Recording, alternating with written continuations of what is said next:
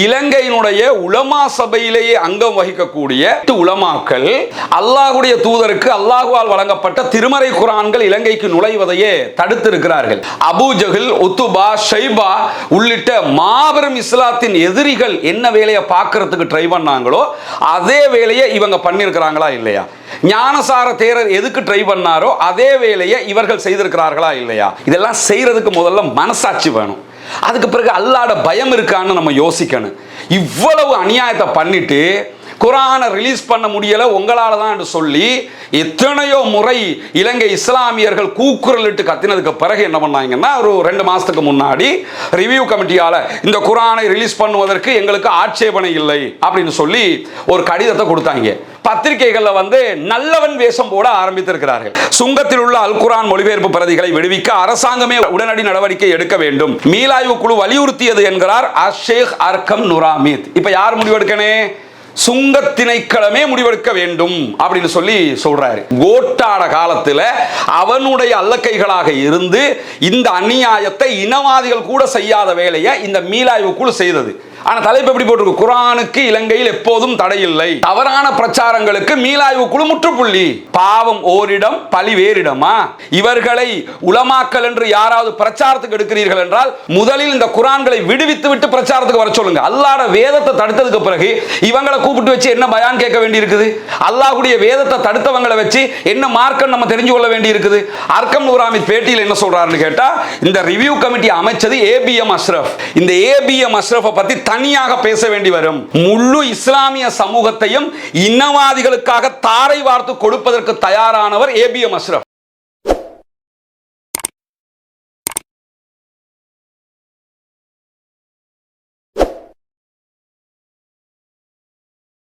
ஒரு பொய்யை திரும்ப திரும்ப சொன்னா அது உண்மையாகும் அப்படின்னு சொல்லுவாங்க. இதுக்கு பேரு கோயப்பல்ஸ் பிலாசபி அப்படின்னு சொல்லுவாங்க. கோயப்பல்ஸ் பிலாசபி எங்கிருந்து உருவாகுதுன்னு கேட்டா, ஹிட்லரோட கோயப்பல்ஸ் சொல்லி ஒருத்தர் இருக்கிறார். இவர் தான் அவருடைய கொள்கை பரப்பு செயலாளராக செயல்பட்டவர் நாஜிக்களுக்கு. ஹிட்லர் என்ன ஒரு அநியாயத்தை பண்ணினாலும் அதை நியாயப்படுத்துகிறவர் யாருன்னு கேட்டா இந்த கோயப்பல்ஸ் தான். அதனால ஒரு பொய்யை சொன்னா திரும்ப திரும்ப அதை சொல்லிக்கிட்டே இருந்தா மக்களுக்கு மத்தியில் அது உண்மை மாதிரி நம்புறதுக்கு தலைப்பட்டு விடும் என்பதால் கோயப்பல்ஸ் பிலாசபிம்பாங்க. இதைத்தான் கோயப்பல்ஸ் திரும்ப திரும்ப செஞ்சுக்கிட்டு இருந்தாரு. இந்த மாதிரி ஒரு செய்தி தற்போது இலங்கை முஸ்லிம்களுக்கு மத்தியில் உண்டாக்குவதற்கு முயற்சி நடந்து கொண்டு இருக்கிறது. அது என்னன்னு கேட்டா, நமக்கெல்லாம் தெரியும், இலங்கைக்கு சவுதி அரேபியாவில் இருந்து சாதிக் ஹாஜியார் என்று சொல்லி ஒருத்தர் குர்ஆன் பிரதிகளை அனுப்பி வைத்திருந்தார். அரபு, அதே போன்று தமிழ் மொழிபெயர்ப்பு குர்ஆன்கள், அதே நேரத்தில் சிங்கள மொழிபெயர்ப்பு குர்ஆன்கள். இதுல அரபு தனியாக இருக்கிறது. அதே போன்று தமிழ் மொழிபெயர்ப்பு குர்ஆன்களை நீங்க எடுத்துக்கிட்டீங்கன்னா ஒரு பக்கம் தமிழ், மறுபக்கம் அரபு குர்ஆன், மொத்தத்தில் அதுவும் குர்ஆனுடைய பிரதிகள். அதே போன்றுதான் சிங்கள பிரதிகள். இந்த குர்ஆன்கள் கிட்டத்தட்ட 40-50 ஆண்டுகளாக சவுதி அரேபியாவில் இருந்து இலங்கைக்கு வரவழைக்கப்படுகிற குர்ஆன்கள். நான் அதை தான் படிச்சிருப்பேன், நீங்கள் அதை தான் படிச்சிருப்பீங்க, எங்கள் வாப்பா உங்கள் வாப்பா வாப்பட வாப்பான்னு சொல்லி முழு பரம்பரையுமே நம்ம இலங்கையில் இருக்கக்கூடியவங்க இந்த குர்ஆனுடைய பிரதிகளை தான் படித்து வர்றோம். இப்படி இருக்கக்கூடிய சூழலில் இந்த குர்ஆன்கள் இலங்கைக்குள் அனுமதி மறுக்கப்படுகிறது. இலங்கைக்கு அனுப்பப்பட்ட குர்ஆன்கள் இன்ன வரைக்கும் சுங்க திணைக்களத்தில் தடுத்து வைக்கப்பட்டிருக்கிறது. இதுக்கு காரணம் என்னன்னு கேட்டால், கோட்டாபே ராஜபக்ஷ உடைய காலத்தில், அதாவது ஈஸ்டர் குண்டு தாக்குதலுக்கு பிறகு ஒரு புக் ரிவ்யூ கமிட்டின்னு சொல்லி ஒன்று உருவாக்குறாங்க இஸ்லாமியர்களுக்கு மட்டும். அதாவது இஸ்லாமியர்களுடைய புத்தகங்கள் எது இலங்கைக்குள்ள வர்றனாலும் இந்த ரிவ்யூ கமிட்டி உட்கார்ந்து அப்படி ரிவ்யூ பண்ணுவாங்களாம். சூப்பர், ஓகே, இது ஓகேன்னா அவங்க ரிலீஸ் பண்ணுவாங்க, இல்லைன்னா தடுத்துருவாங்க. இந்த கமிட்டி அனுமதிக்கக்கூடிய புத்தகங்கள் தான் உள்ளே வர வேண்டும் என்பது ஒரு தீர்மானமாக கொண்டு வரப்படுகிறது. இந்த கமிட்டியால் தான் சவுதி அரேபியாவிலிருந்து அனுப்பப்பட்ட குர்ஆனுடைய பிரதிகள் தடை செய்யப்படுகிறது, உள்ளே அனுமதிக்கப்படவில்லை. அதனால தான் இதுவரைக்கும் சுங்க திணைக்களத்தில் தடுத்து வைக்கப்பட்டிருக்கிறது. இந்த குர்ஆன் பிரதிகளை அவங்க தடுத்ததுக்கு சொன்ன காரணம் என்னன்னு கேட்டா, இது மொழிபெயர்ப்பு மட்டும் இருக்கிறது, இந்த மொழிபெயர்ப்புக்கு தேவையான விளக்கங்கள் இல்லாமல் இருக்கிறது, ஜிஹாதை பற்றி ஒரு 30 வசனங்கள் இருக்கிறது, அந்த வசனங்களுக்கு விளக்கம் போடணும், இல்லைன்னா தப்பு தப்பா புரிஞ்சுக்கிடுவாங்க, தப்பு தப்பா புரிஞ்சு ஏற்கனவே பல விபரீதம் நடந்துருச்சு. இதுவெல்லாம் ரிவ்யூ கமிட்டி சொல்லி இருக்கக்கூடிய பதில்களாக இருக்கிறது. இந்த ரிவ்யூ கமிட்டியில் யாரெல்லாம் இருக்கிறாங்கன்னு பார்த்தா, அகில இலங்கை ஜம்மியத் உலமாவினுடைய ஜெனரல் செக்ரட்டரி அர்க்கம் நூர் ஹமீத் இருக்கிறாரு. அகில இலங்கை ஜம்மியத் உலமாவினுடைய மேல் சபையில் இருக்கக்கூடிய கலாநிதி அஸ்வர் அசாஹிம் இருக்கிறாரு, முஸ்தபா ரஸா இருக்கிறாரு, அதே மாதிரி முர்ஷித் முதஃபர் இருக்கிறாரு. இப்படி ஜம்மியத் உலமாவை சேர்ந்த பிரபல உலமாக்கள் தான் ரிவ்யூ கமிட்டியில் இருக்கிறாங்க. பொதுவாக நமக்கெல்லாம் தெரியும், உலமாக்கள் நபிமார்களுடைய வாரிசுகள் அப்படின்னு சொல்லி ரசூலுல்லாஹி ஸல்லல்லாஹு அலைஹி வஸல்லம் அவங்க சொல்லக்கூடிய செய்தி திர்மிதியில பதிவு செய்யப்பட்டிருக்கிறது. உலமாக்கள் நபிகள் நாயகம் ஸல்லல்லாஹு அலைஹி வஸல்லம் அவங்க சொன்ன காட்டிய வழிமுறைகளை மக்களுக்கு மத்தியிலே கொண்டு போய் சேர்க்க வேண்டும். ஆனா இலங்கையினுடைய உலமா சபையிலேயே அங்கம் வகிக்கக்கூடிய ரிவ்யூ கமிட்டியினுடைய நான் சொன்ன இந்த 8 உலமாக்கள் அல்லாஹ்வுடைய தூதருக்கு அல்லாஹ்வால் வழங்கப்பட்ட திருமறை குர்ஆன்கள் இலங்கைக்கு நுழைவதையே தடுத்திருக்கிறார்கள். இவர்கள் எப்படி நபிமார்களுடைய வாரிசுகளாக மாற முடியும்? அபூ ஜஹல், உத்துபா, ஷைபா உள்ளிட்ட மாபெரும் இஸ்லாத்தின் எதிரிகள் என்ன வேலையை பார்க்கறதுக்கு ட்ரை பண்ணாங்களோ அதே வேலையை இவங்க பண்ணியிருக்கிறாங்களா இல்லையா? ஞானசார தேரர் எதுக்கு ட்ரை பண்ணாரோ அதே வேலையை இவர்கள் செய்திருக்கிறார்களா இல்லையா? உதயகம்மன் பிள்ளை எதுக்கு முயற்சித்தாரோ அதே வேலை நடந்திருக்கிறதா இல்லையா? மற்ற இனவாதிகள் எதுக்கு ரொம்ப துள்ளி குதிச்சுக்கிட்டு இருந்தாங்களோ அதே வேலையை இவங்க செஞ்சு முடிச்சிருக்கிறாங்களா இல்லையா? இதையெல்லாம் பண்ணிவிட்டு இப்போ நாங்கள்லாம் யார் தெரியுமா, நாங்கள்லாம் ரொம்ப நல்லவங்க, நாங்கள் தான் இதுக்காக போராடிக்கிட்டு இருக்கிறோம், நாங்கள் எத்தனை புத்தகங்கள் எல்லாம் ரிலீஸ் பண்ணியிருக்கிறோம் தெரியுமாண்டெல்லாம் விளக்கம் பேசிக்கிட்டு இருக்கிறாங்க. முதலாவது நினைவூட்டலுக்காக மீண்டும் ஒரு முறை ஒரு வாதத்தை நம்ம முன்வைக்க வேண்டியிருக்கு. என்னன்னு கேட்டா, இந்த குர்ஆனுடைய பிரதிகளை அப்படியே மக்களுக்கு மத்தியில் விநியோகிச்சா அதனால விளக்கம் இல்லாதவர்கள் தப்பும் தவறுமாக குர்ஆனை புரிந்து கொள்வார்கள் அப்படின்னு சொல்லி இந்த உலமாக்கள் ரிவ்யூ கமிட்டி கொடுத்திருக்கக்கூடிய ரிவ்யூல சொல்லி இருந்தாங்க. நான் என்ன கேட்கிறேன்னு கேட்டா, இத்தனை ஆண்டு காலமாக குர்ஆன்கள் இலங்கைக்குள்ள வருகிறது, இந்த குர்ஆன்களை பார்த்து யாராவது குண்டு வச்சாங்களா அப்படின்னா சொல்லுங்க. குர்ஆனை பார்த்து குண்டு வைப்பான், ஜஹரான் ஹஷீம் இதனால தான் குண்டு வச்சான் அப்படின்னு சொல்லிருங்க. அப்ப குர்ஆன் பயங்கரவாதத்தை தூண்டுகிறது என்று மேற்குலகமும் இஸ்லாத்தினுடைய எதிரிகளும் சொல்வது உண்மை என்று ஆகிறதா இல்லையா? இவர்கள் உண்மைப்படுத்துகிறார்களா இல்லையா? குர்ஆன் பயங்கரவாதத்தை தூண்டவில்லை, இஸ்லாம் பயங்கரவாதத்தை தூண்டவில்லை, அமைதியை போதிக்கக்கூடிய மார்க்கம் இஸ்லாம் என்பதை உலகம் முழுவதும் நாம் பிரச்சாரம் செய்து கொண்டிருக்கிறோம்.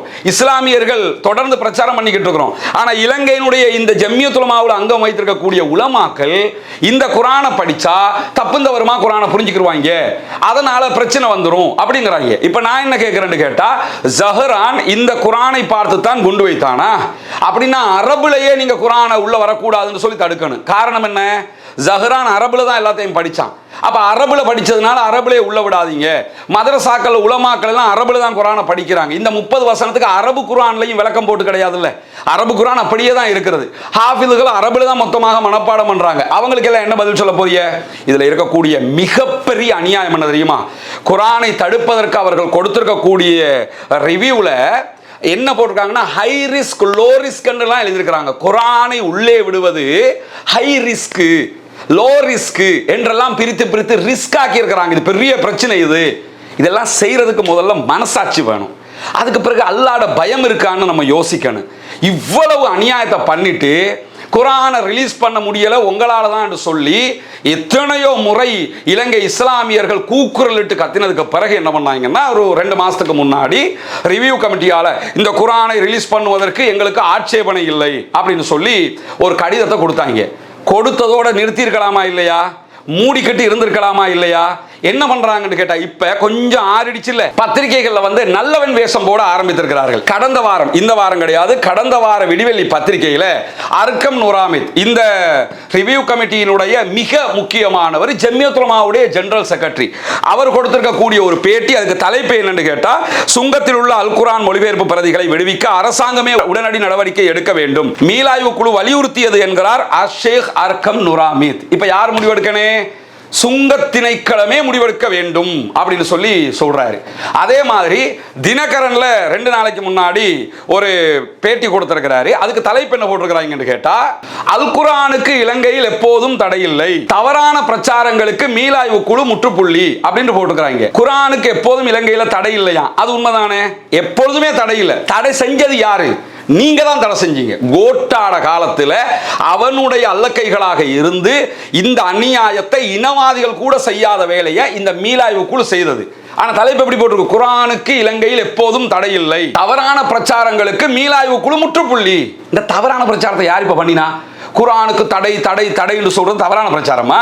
2 வருஷத்துக்கு மேலாக இந்த குர்ஆன்களை சுங்க திணைக்களத்தில் தடுத்து வைப்பதற்கு நீங்க ஹை ரிஸ்க் லோ ரிஸ்க் என்று சொல்லி ரிப்போர்ட் கொடுக்கலையா? குர்ஆனை தடுக்கலையா? தடுக்கிறதெல்லாம் பண்ணிவிட்டு இப்ப வந்து பேட்டியில என்ன சொல்லிக்கிட்டு இருக்கிறாங்கன்னு கேட்டா, இதை விடுவிக்கிற வேலையை சுங்க திணைக்களம் பண்ணணுமா, விடுவிக்கிறதுக்கு அரசாங்கம் உடனடி நடவடிக்கை எடுக்கணுமா? நாங்க எந்த பிழையுமே பண்ணல, செஞ்சது யார்? இப்ப அரசாங்கம். சரி, செஞ்சிருந்தாலும் எந்த அரசாங்கம் அதை பண்ணிச்சு?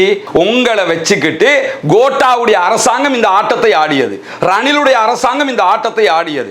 இப்பொழுது வந்திருப்பது ஏகேடியினுடைய அரசாங்கம். இந்த அரசாங்கத்தில் டிப்யூட்டி மினிஸ்டரோட நம்ம பேசுறோம், மினிஸ்டரோட பேசுறோம், திணைக்கள அதிகாரிகளோட பேசுறோம். தொடர்ந்து இந்த பேச்சுவார்த்தை நடந்து கொண்டிருக்கிறது. இவங்க எல்லோருமே சொல்லக்கூடிய ஒற்றை புள்ளி பதில் என்ன தெரியுமா? ரிவ்யூ கமிட்டியால எங்களுக்கு பெரிய பிரச்சனையா போயிடுச்சு, அவங்க செஞ்ச வேலையால தான் இதை தடுத்திருக்கிறோம், எங்களால நாங்க என்ன பண்ண முடியும், ரிவ்யூ கமிட்டி தான் இதுக்கு முதல்ல முடிவெடுக்கணும் என்று சொல்லி கொண்டுதாங்க. இப்பதான் நீங்க என்ன பண்ணிருக்கீங்க, எங்களுக்கு ஆட்சேபனை இல்லை, லோ ரிஸ்க் ஹை ரிஸ்க் எல்லாம் கொடுத்துட்டு இப்ப 2 மாசத்துக்கு முன்னாடி எங்களுக்கு ஆட்சேபனை இல்லைன்னு கடிதத்தை கொடுத்துட்டு ஏகேடியினுடைய கவர்மெண்ட் தான் பொறுப்பு அல்லது அரசாங்கம் தான் பொறுப்பு, சுங்க திணைக்களம் தான் பொறுப்பு. பாவம் ஓரிடம் பழி வேறிடமா? நீங்க செஞ்ச அநியாயத்துக்கு ஏகேடி பாவத்தை சுமக்கணுமா? நீங்க செஞ்ச குற்றத்துக்கு இந்த அரசாங்கம் தலையில சுமந்துக்கிறணுமா? நீங்க செஞ்ச துரோகத்துக்கு இந்த அரசாங்கத்தை தலையில அடிப்பீங்களா? நீங்க செஞ்ச இவ்வளவு பெரிய மாபெரும் குற்றத்தை இந்த அரசாங்கத்துக்கும் ஜனாதிபதியின் மேலே கொண்டு போட்டுட்டு போவீங்களா? இந்த அரசாங்கம் பிழை செய்தாலும் பிழை, அதுல எந்த மாற்று கருத்தும் இல்லை. குர்ஆனை அரசு விடுவிக்க வேண்டும், அதைத்தான் நாங்களும் கோரிக்கிட்டு இருக்கிறோம், அது வேற விஷயம். ஆனா நீங்க எதுவுமே பண்ணாத மாதிரி அரசாங்கம் விடுவிக்க வேண்டும், சுங்க திணைக்களம் விடுவிக்க வேண்டும். இதை தடுத்தது முதல்ல யாரு? நீங்க செஞ்ச அநியாயம், நீங்கள் செய்த அக்கிரமம். குர்ஆனுக்கு இலங்கையில் எப்போதும் தடை இல்லை. விமர்சனங்களுக்கு அஷேக் ஹர்கம் நூர் அமித் முற்றுப்புள்ளியா? தடை இல்லதான். தடை செஞ்சது யாரு? நீங்க தானே. அது சவுதியில இருந்து வந்த குர்ஆனா? சரி, ஈரான்ல இருந்து கொஞ்சம் குர்ஆனை இறக்குமதி பண்ணித்தாங்க, ஈஜிப்ட்ல இருந்து கொஞ்சம் இறக்குமதி பண்ணித்தாங்க, இல்லண்டா டென்மார்க்ல இருந்து கொஞ்சம் இறக்குமதி பண்ணித்தாங்க. உலகத்துல எந்த நாட்டில் இருந்தாவது நீங்க குர்ஆனை இறக்குமதி பண்ணித்தாங்க, நாங்க ஓதுறதுக்கு ரெடியா இருக்கிறோம். எங்களுக்கு எந்த நாட்டில இருந்து குர்ஆன் வருதுங்கிற தேவை கிடையாது. அது குர்ஆனாக இருந்தால் நாங்கள் ஓதுவதற்கு தயாராக இருக்கிறோம். குர்ஆனிலே அல்லாஹ்வுடைய வேதத்திலே யாரும் மாற்றம் செய்ய முடியாது. தந்தால் அதை ஓதுவதற்கு நாங்கள் தயாராக இருக்கிறோம். உங்களுக்கு மட்டும் இது சவுதியில இருந்து வந்த குர்ஆன் என்கிற எண்ணம் ஏன் வந்தது? இவ்வளவெல்லாம் செஞ்சுவிட்டு இதற்கு காரணம் இப்ப காரணம் கற்பிக்க ஆரம்பிச்சிருக்காங்க. முன்னாள் டைரக்டர் தான் பொறுப்பு, இப்ராஹிம் அன்சார் தான் பொறுப்பு, அவருக்கு நாங்கள் எல்ஓடி அனுப்பி இருக்கிறோம், லெட்டர் ஆஃப் டிமாண்ட் அனுப்பி இருந்தாங்க இப்ராஹிம் அன்சாருக்கு, எங்களுக்கு இத்தனை கோடி நீங்க நஷ்ட ஈடு தரணும் அப்படின்னு சொல்லி கேட்டு ஹர்கம் நூர் அமித்தும் அவருடைய குழுவும் ஒரு லெட்டர் ஆஃப் டிமாண்ட் அனுப்பி இருந்தாங்க. நான் என்ன கேட்கிறேன்னு கேட்டா, நீங்க இந்த சமூகத்துக்கு எத்தனை கோடி தர போறீங்க? இவங்களை பத்தி அவதூறாக இப்ராஹிம் அன்சார் பேசிட்டாராம், அதனால Ibrahim Ansar letter of demand அனுப்பி நஷ்ட ஈடு கேட்கிறாங்க. இந்த சமூகத்துக்கு இவ்வளவு பெரிய கொடுமையை செய்து குர்ஆன்களை தடை செய்து குர்ஆனுக்கே ஹை ரிஸ்க் லோ ரிஸ்க் என்று சொல்லி போட்டு இவ்வளவு அநியாயத்தை பண்ணினீங்களே, நீங்க இந்த சமூகத்துக்கு எத்தனை கோடி நஷ்ட ஈடு தர போறீங்க? நீங்க தான் இதை தடுத்தீர்கள். பாராளுமன்றத்தில் அமைச்சர் வெளிப்படையாக சொல்லுகிறார், பல தடவை அதனுடைய ஆதாரங்களையே இணைச்சு போட்டிருக்கிறோம். இதை தடுக்கிறதுக்கு முழு காரணம் நீங்க தான், இதனுடைய கட்டமைப்பை உருவாக்கியது நீங்க. ஆனா பேப்பர்ல வந்து என்ன சொல்றாங்க தெரியுமா? இதனுடைய விதிமுறைகள் எல்லாமே எங்களுக்கு உருவாக்கி தந்தது முஸ்லிம் கலாசார திணைக்களம், அவங்க தந்ததை தான் நாங்க செஞ்சோம். சரி, அவனே தந்தாண்டு வச்சுக்கிருவோமே, உங்களுக்கு கொஞ்சம் கூட மனசாட்சி இல்லையா? நீங்க மார்க்கம் படிக்கலையா? கலாநிதின்னு பட்டத்தை போட்டுக்கிறீங்களே, நாங்க அங்க படிச்சோம் இங்க படிச்சோம் எல்லாம் போட்டுக்கிறீங்களே, உங்களுக்கு பார்த்தாலே இது பிளன்னு தெரியலையா? இதை இன்னொருத்தர் உணர்த்தத்தான் வேணுமா? அவங்க தந்தா இவங்க செஞ்சாங்களா? நீங்க என்ன வாயில விரல் வச்சிருக்க பிள்ளைகளா? நீங்க குழந்தை பிள்ளைகளா? நீங்க அவங்க தந்து முடிய அதுக்கு அப்படியே சைன் பண்ணி தடன்னு போடுறதுக்கு இப்ப பால் பாஸ் பண்ணிக்கிட்டு இருக்காங்க. நாங்க ஒன்றும் செய்யவில்லை, அவர்கள் தந்ததை வைத்து செய்தோம், அவங்க தந்ததை வச்சு நீங்க செஞ்சீங்க, இப்ப நாங்க கத்தினதுக்காக ரிலீஸ் பண்றோம்னு ரிலீஸ் பண்ணீங்க. மொத்தத்தில் நீங்க உங்களுக்கு ஒன்றும் தெரியாது, நீங்க சின்ன குழந்தைகள். இப்படித்தானே?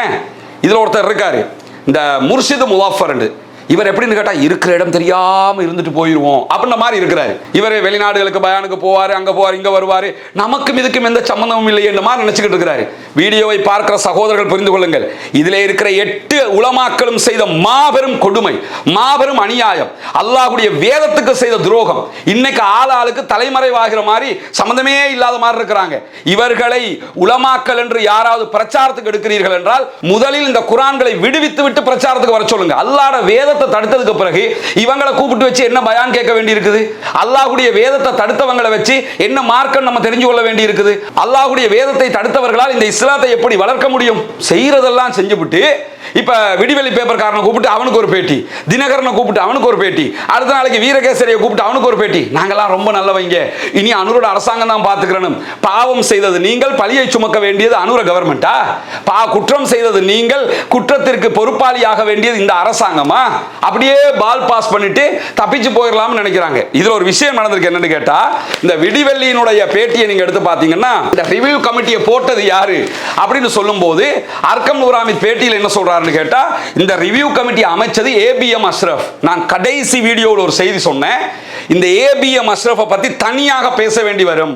ஏன்னு கேட்டா, அவர் அடுத்தவர் ஃபேஸ்புக்ல வந்து உட்கார்ந்துக்கிட்டு ரொம்ப நல்லவன்னா, நான் எப்படியெல்லாம் பாடுபட்டேன் தெரியுமா, என்னுடைய காலத்தில் என்னவெல்லாம் நடக்க இருந்தது தெரியுமா, முழு இஸ்லாமிய சமூகத்தையும் இனவாதிகளுக்காக தாரை வார்த்து கொடுப்பதற்கு தயாரானவர் ஏபிஎம் அஷ்ரஃப். நலீமியாவுக்கு நீங்கள் செய்ய போனது என்ன என்பதை பேச வேண்டி வரும். ஏபிஎம் அஷ்ரஃப் முழு நாட்டில் இருக்கக்கூடிய ஈவன் ஜம்மியத்துல் உலமாட குர்ஆனை கூட அவங்க பிரிண்ட் பண்ண கூடாது, இனிமேல் முஸ்லிம் கலாசார திணைக்களம் புதிய குர்ஆனோட பிரிண்ட் பண்ணணும் என்கிற அளவுக்கு காரியமாற்றுவதற்கு துணிந்தவர் இவர். கொஞ்ச காரியத்தை இவர் பார்க்கல. இந்த அல்லாஹ்வுடைய உதவியால் இந்த அரகலன் ஒன்று ஏற்பட்டு கோட்டாபே ராஜபக்சனுடைய அரசு துடை தெரியப்பட்டது. இல்லைன்னா இந்த இஸ்லாமிய சமூகத்தை மொத்தமாக கொண்டு வித்திருப்பாங்க. அதுக்கு தான் தயாரானாங்க ஏபிஎம் அஷ்ரஃப். இந்த ரிவ்யூ கமிட்டி என்ன நினைச்சுக்கிட்டாங்கன்னா, இனிமே 20, 30, 40, 50 வருஷத்துக்கு கோட்டா தான் ஜனாதிபதி, இனி நம்ம தான் ராஜா, அவங்களுக்கு நம்ம கடைக்கு போய்க்கிறலாம், கூஜா தூக்கிக்கிறலாம், இப்படியே இருந்துக்கிறலாம் நினைச்சாங்க. இருந்துகிட்டு செஞ்ச வேலை இது. தயவு செய்து நீங்கள் வாயை மூடிக்கொண்டிருந்தாலே ரொம்ப சிறப்பாக இருக்கும். உலமாக்கள் இவ்வளவு அநியாயத்தை பண்ணிட்டு மீண்டும் மீண்டும் வந்து நல்லவன் வேஷம் போடாதீர்கள், இலங்கையில் எக்காலத்திலும் குர்ஆனுக்கு தடை இல்லை என்று பேட்டி கொடுக்க வராங்க. தடை இல்லை தான், தடை செஞ்சது நீங்க, வேற யாரும் தடை செய்யல. உங்களுடைய ரிவ்யூ கமிட்டி அறிக்கையை எடுத்துத்தான் தடை செய்தார்கள். ரிவ்யூ கமிட்டி அறிக்கையை நீங்கள் தான் கொடுத்தீர்கள். கொடுப்பதற்கு நீங்கள் ஒன்றும் குழந்தைகள் அல்ல, எங்களுக்கு தெரியாம செஞ்சிட்டோம்னு. கடைசியாக ஒன்று சொல்றேன், அகில இலங்கை ஜம்மியத்துல் உலமா இன்ன வரைக்கும் இவங்களுக்கு ஒரு ஆக்ஷனும் எடுக்காம வச்சுக்கிட்டு இருக்கிறீல்ல, அல்லாஹ்வே போதுமானவன். ஏன் தெரியுமா, இவ்வளவு பெரிய அநியாயத்தை பண்ணியிருக்கிறாங்க. அகில இலங்கை ஜம்மியத்துல் உலமா இவர்கள் செய்தது அநியாயம் என்ற ஒரு ரிப்போர்ட்டை கூட நீங்க கொடுக்காம இருக்கிறீங்க. குர்ஆனை தடை செஞ்சு வச்சிருக்கிறான். குர்ஆன்ல ஏது தப்லீக் குர்ஆன், தௌஹீது குர்ஆன், ஜமாத்தே இஸ்லாமி குர்ஆன், ஏன் இதை இப்படி எல்லாம் பிரிச்சு பார்க்கணும்? அது குர்ஆன் தானே, சவுதியிலிருந்து வந்தாலும் எங்க இருந்து வந்தாலும் அந்த குர்ஆன்களை தடுத்து வைத்து விட்டு தற்பொழுது நல்லவன் வேஷம் போடுறது மட்டுமல்லாம ஏதோ அனுர கவர்மெண்ட் தான் அநியாயம் பண்ணின மாதிரி இவங்க பேட்டி கொடுக்குறாங்க. நீங்கள் கொடுக்கிற ஒவ்வொரு பேட்டிக்கும் வரிக்கு வரி பதில் சொல்லுவோம், அதில் எந்த மாற்றமும் கிடையாது. நீங்கள் செய்த அநியாயத்தை தயவு செய்து நீங்கள் அமைதியாக இருந்தாலே போதுமானது. மீண்டும் மீண்டும் நீங்கள் நல்லவன் வேஷம் போட வந்தீங்கன்னா திரும்ப திரும்ப ஆதாரங்களோடு இன்ஷா அல்லாஹ் பேச வேண்டி வரும் சகோதரர்களே. எனவே உங்களோடு எனக்கு எந்த தனிப்பட்ட கோபமும் இல்லை என்பது உங்களுக்கே தெரியும். அர்க்கம் நூர் ஹமீத் சவுதி அரேபியாவில் தடுக்கப்பட்ட போது முதன்மையாளாக அர்க்கம் நூர் ஹமீத் தடுக்கப்பட்டது பிழை என்று பேசியவன் நான். அங்கிருந்த சாதிக்கின் ஹாஜியாருக்கு எதிராக வீடியோ போட்டவன் நான். அவர் விடுவிக்கப்பட வேண்டும் என்று பல முறை குரல் எழுப்பியது மட்டுமல்லாமல் நேரடியாக டிப்யூட்டி மினிஸ்டரோடு பேசியவன் நான். அதற்குரிய காரியங்களை எல்லாம் நாங்கள் செய்திருந்தோம். காரணம் என்னன்னு கேட்டா, அவர் குர்ஆனை தடுத்தது, அதையொட்டி குர்ஆன் விடுவிக்கப்பட வேண்டும் என்பது ஒரு விவகாரம். ஆனால் அதற்காக அவரை சவுதியில் தடுத்தது பிழை. பிழை செய்தால் யாரும் பிழை என்பதை முதன்மையாக பேசுவேன். தனிப்பட்ட ரீதியில் உங்களோட எங்களுக்கு எந்த பிரச்சனையும் கிடையாது. தயவு செய்து இந்த குர்ஆனை தடுத்து அநியாயம் பண்ணிவிட்டு நாங்க ரொம்ப நல்ல வேண்டி இப்ப எல்லாம் கொஞ்சம் மறைஞ்சு போச்சு, இப்ப கொஞ்சம் சூடா இறங்கிடுச்சு, இப்ப நாம நல்லவன் ஆயிருவோம் என்கிற இடத்துக்கு வந்துடாதீங்க. நீங்கள் எத்தனை பேட்டி கொடுத்தாலும் எல்லாவற்றுக்கும் நாங்கள் பதில் சொல்வதற்கு தயாராக இருக்கிறோம். இந்த குர்ஆன்களை விடுவிக்கிற முயற்சியில் தொடர்ந்து ஈடுபட்டு வருகிறோம். சம்பந்தப்பட்ட தரப்போடு பேசி வருகிறோம், அழுத்தங்களை கொடுத்து வருகிறோம். இன்ஷா அல்லாஹ் குர்ஆன்கள் விடுவிக்கப்படுவதற்கு அனைவரும் அல்லாஹ்விடத்திலே பிரார்த்தனை செய்யுங்கள். அதற்கான முயற்சிகளை எடுக்க முடியுமானவர்கள் மேலதிகமாக அந்த முயற்சிகளையும் செய்யுங்கள் என்று கோரிக்கை விடுத்தவனாக முடித்துக் கொள்கிறேன். வாஹ் தஅவானா அல்ஹம்துலில்லாஹி ரப்பில் ஆலமீன்.